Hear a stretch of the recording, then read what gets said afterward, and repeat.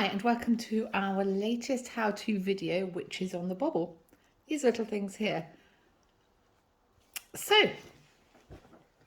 you can make the bobbles as large or small as you like, as close together or as far apart as you like, but we're replicating the pattern I just showed you, and we've done one row. What I'm going to do with you now is the second row to replicate these bobbles. Don't worry if when you're making it the stitches look a little stretched at the start and the beginning.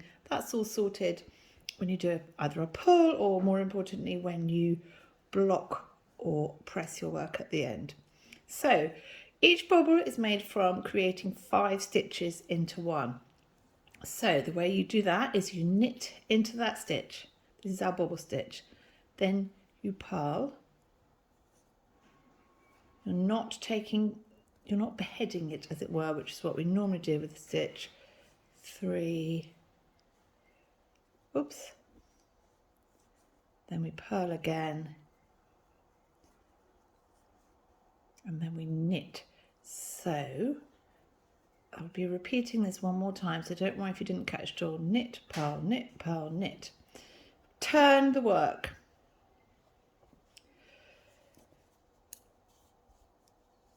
And we're going to purl those 5 stitches.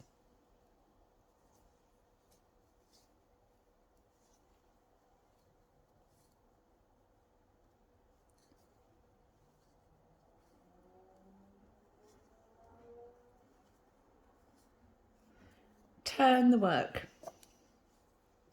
Now we're going to knit those 5 stitches. So I mentioned about a big hole looking quite stretchy. That will disappear. Bear with. 2, 3, 4, 5. Turn the work. Now we're going to do our final row of purls. So what you're going to see is we cast on the 5 stitches, then we purl, knit, purl, knit. So essentially 4 rows. That's the final row of purl. One final turn again, one final row of knit. Oops. This alpaca yarn is quite fine, and so it can split, but it's easily fixed. 2, 3, 4, 5. Now simply all we're going to do is slip the first 4 stitches over the last stitch. So 1. Next stitch we're going to slip the next stitch. 3, 4. Looks a bit peculiar to start with. It's the wrong way around.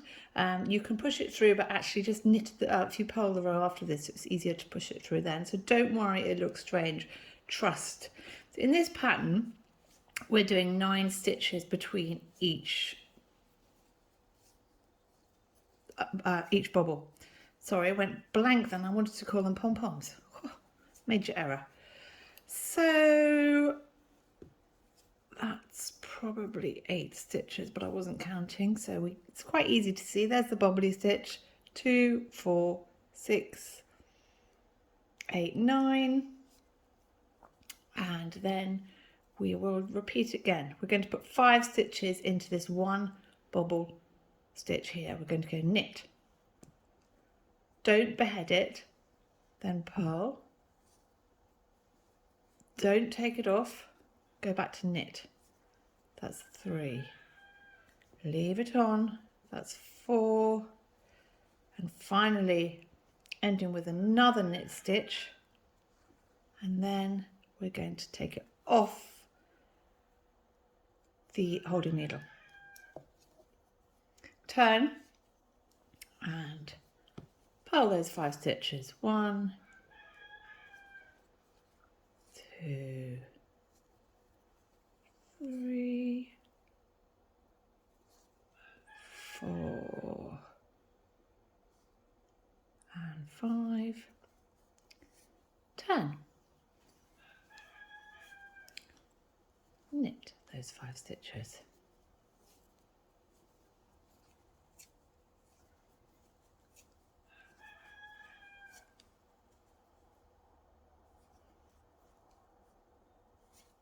Turn again for our second row of purls.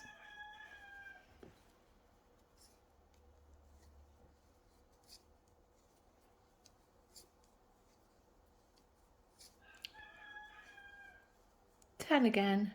Whoops. Love it when I can show you how to fix, to watch what you're knitting and fix any little pickups. So final row, knit for the second time. So we've cast on, we've purled one row, knitted one row, purled a second row, and now we're knitting the second row. And we're simply going to slip stitch the first 4 over the last one. 1, 2. One little tip is just hold on to the yarn of the stitch of the final stitch, so you can slightly pull it tighter. It's just easier to keep it in place. So hold on to the yarn, pull it a bit tighter, pop it over. Don't worry, it looks all a bit peculiar. Knit the next 9, which this is actually, I'm just going to knit to the end on this case so that I can show you the finished look. And that's it. Right, so the finished look, that one I haven't pulled through. This one looks fine. This one you just pull through, and then you carry on as normal, purling the next row, knitting the next row, and following the instructions. I hope that's simple. It seems fiddly to start with, but once you're used to it, it's almost you do it without thinking, as you would any knitting stitch. Thank you.